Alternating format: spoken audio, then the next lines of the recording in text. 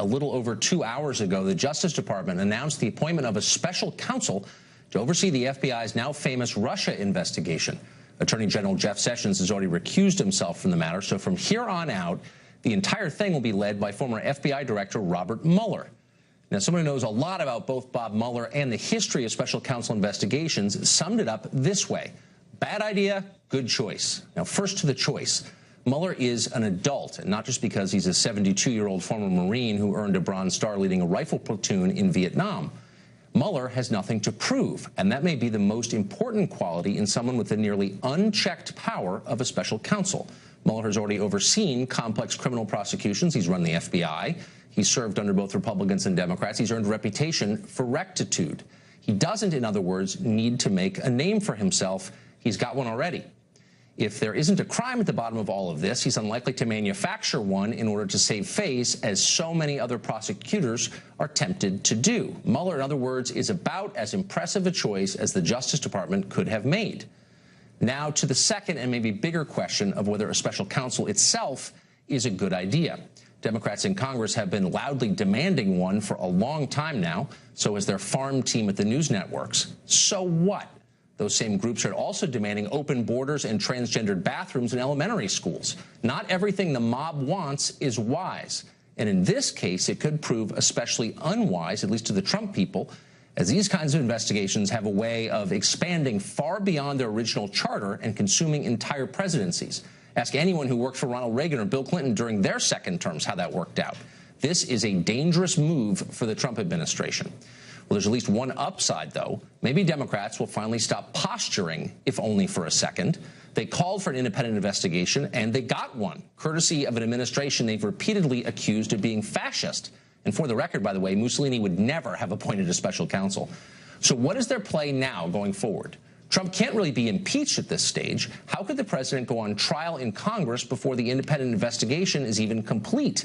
Someone had better tell Maxine Waters that her dream has just died. Unless, of course, and this could happen, Robert Mueller is himself part of the conspiracy, yet another agent of the Kremlin working secretly at the highest levels of our government to undermine democracy from within. Could it be that Vladimir Putin controls every single person involved in this, from the investigator to the investigated? Is the conspiracy that deep? Now, if those questions seem insane to you, you have not been paying attention to Congress or the other news channels lately. Already tonight, Nancy Pelosi has issued a statement saying that Robert Mueller is not, quote, truly independent, though she didn't explain exactly how he wasn't truly independent.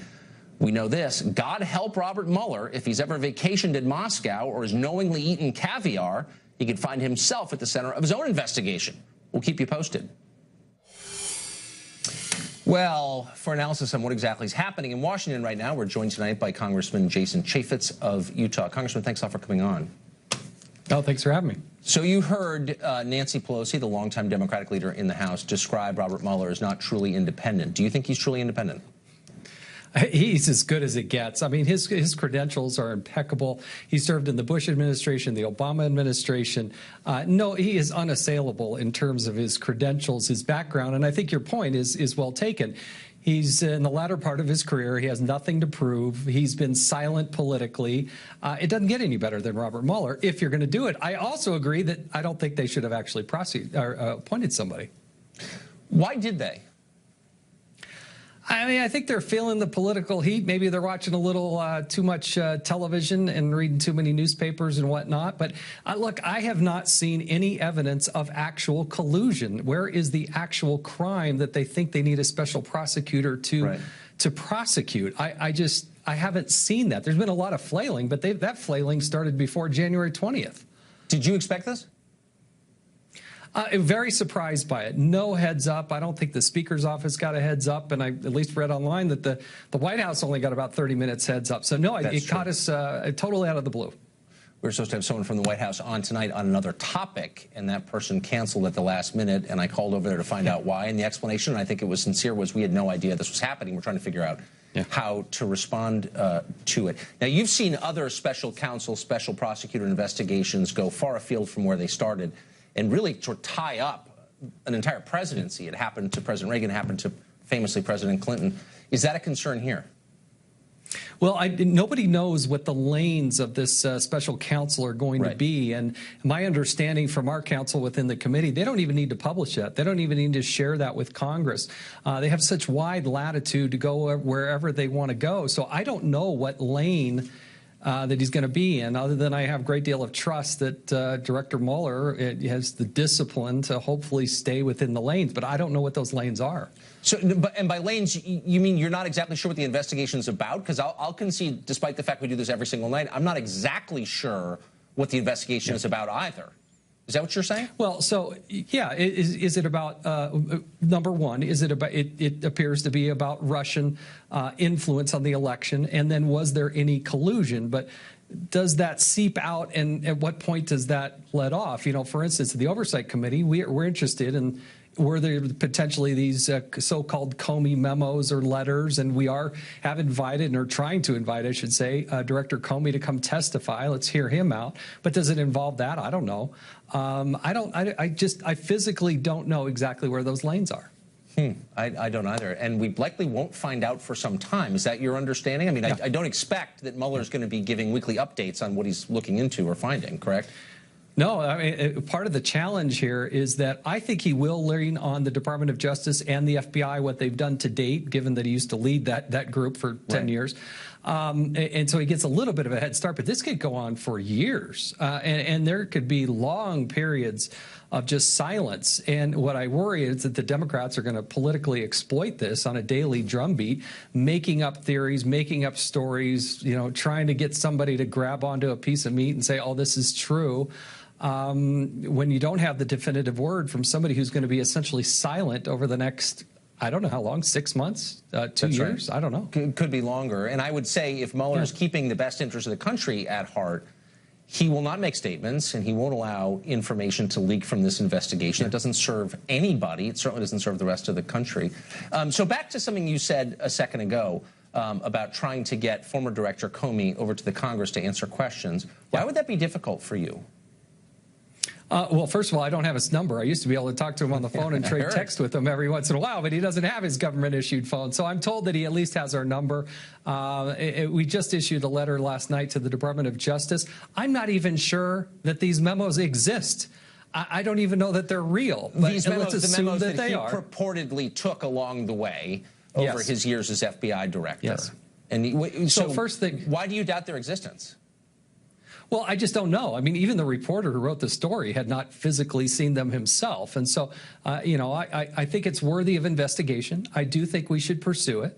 But I'm also not presupposing the outcome, and I don't even know that they exist and where they exist. Now, we've asked the Department of Justice for these documents, but I don't know if they have them or not. We gave them a week to find them and provide them, and I said if need be, I'll subpoena them, although I think the Department of Justice will be cooperative. But maybe Director Comey has them himself. I don't know. You can't run an investigation on anonymous sources in the New York Times. That's not conclusive evidence. So the news story that kicked off this story, which is the biggest story in the world, as you know, suggested that Director Comey had written these memos, I think it uses the verb write, and that he had showed them to his colleagues there. He had passed them around internally, and that he had done so on a bunch of different occasions going back a while. So if that's true, would those be subject to subpoena from you? Well, it do seem like they would be actual government documents. They're meeting with the president on the federal grounds. He's showing them to his colleagues. They seem to be federal records. And so that's why we believe in the Oversight Committee we have some jurisdiction here to go in and see if this is reality. And so, but again, this is all the unknown. It's the very beginning of this, but that's also why we're looking at it. How would you know, by the way, if you asked to see these memos, that he's producing all of them or all the relevant ones? Well, I do believe they play within the bounds of the law, and when Congress requests something. But look, we have a storied and horrific background on this. You can go from everything from Fast and Furious to the Benghazi investigation, the email, IRS, anything pretty much over the last 8 years, which I've served in Congress, and I don't believe we ever got a full production out of the Congress or out of the Department of Justice or the State Department. And that continues, by the way. One of my frustrations, with all due respect to the Trump administration, is they have not loosened up the documents that we have been requesting for years. And yet they don't provide that. And I've got solutions on how to do that. And sometime I'll come on your show and talk about that. But it is absolutely wrong, and I have no way of necessarily verifying it 100%. Well, talk about subverting democracy. I mean, any member of Congress, Maxine Waters, has more legitimacy than the director of the FBI. She was elected. He was not. And in a democracy, that's got to count for a lot. And so how can they possibly deny your constitutionally legitimate request to turn over documents that fall into the purview of your committee? Here's the fundamental problem. I can issue a subpoena unilaterally. It's part of my constitutional responsibility to provide that check and balance. And I'm one of the few people that can actually issue that subpoena. But that subpoena is only as strong as its ability to be enforced. And when I tried to enforce those subpoenas, guess what? You have to go back to the Department of Justice in order to get to the courts. What has to happen, what should happen, is Congress should have an expedited way to get to the courts to enforce those subpoenas. Right now, you've seen, for instance, Judicial Watch, right? Tom Fitton has much more power using a Freedom of Information Act because he can get to the courts, and the courts can force them. The judicial branch, the Department of Justice is afraid of a court. They're not afraid of Congress. And we don't use our power of our purse. We don't beat it over their head, and we don't enforce it. And so it's somewhat feckless, and it's very frustrating as somebody who's the chairman of the Oversight Committee. We can't enforce these subpoenas. It's absolutely infuriating. And talk about subverting democracy and the intent of the founders. That's completely over the top. So do you think that the appointment of Robert Meuller as special counsel to look into this Russia question, whatever that question is, will stop the acceleration we've seen in the last week, talk of impeachment, of removing Trump somehow from office? How would it not? No, this isn't going to slow them down. Now they're just going to change their talking points. The Democrats, by the way, I love their newfound commitment to openness, transparency, and accountability. I mean, where did that come from? All of a sudden, come January 20th, they were all for it. But they're just going to change their talking points and say this administration is in chaos. And by the way, it's under investigation itself. It had to have a special counsel. You'll hear them. I mean, you could just already hear them in advance. It's an insatiable desire.